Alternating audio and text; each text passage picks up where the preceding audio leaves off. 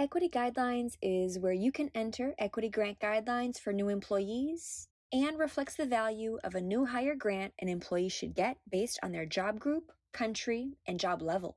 Equity model uses your company's growth projections and unique per share value, and our proprietary equity market data to calculate new hire grant guidelines, total shares needed for the year, and your overall dilution rate. The new hire model uses Kamsa's market data, typically in the market 50th percentile, divided by your company's estimated per share value to display the new hire grant guideline ranges for technical and non-technical jobs and levels. The minimum and maximum is simply 85% of the midpoint and 115% of the midpoint, respectively. However, the vast majority of our clients use the midpoint consistently when making offers. The control panel drives the equity ranges shown in the new hire model. The estimated per share value is calculated using your company's preferred shares price minus the last 409A valuation. Kamsa's team of compensation experts are available to consult with you on the best estimate per share value to use to establish your equity guidelines and to update your model as needed.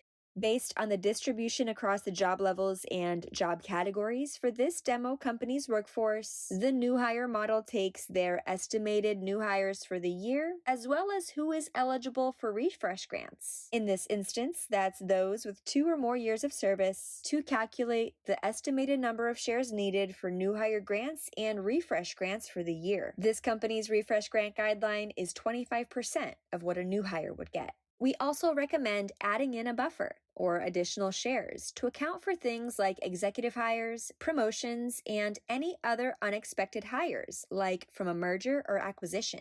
The model then computes the estimated total number of shares needed for your equity budget. In this example, that is 420,080, and when you divide that by their total fully diluted shares, the model calculates the estimated dilution rate. Once your equity grant guidelines are finalized in the equity model, enter them for each job level for technical and non-technical jobs in equity guidelines. You can also create countries groups and establish respective geographic differentials to align with your current or future global workforce needs. Kamsa will apply discounts against the U.S. equity guidelines to align with the local market.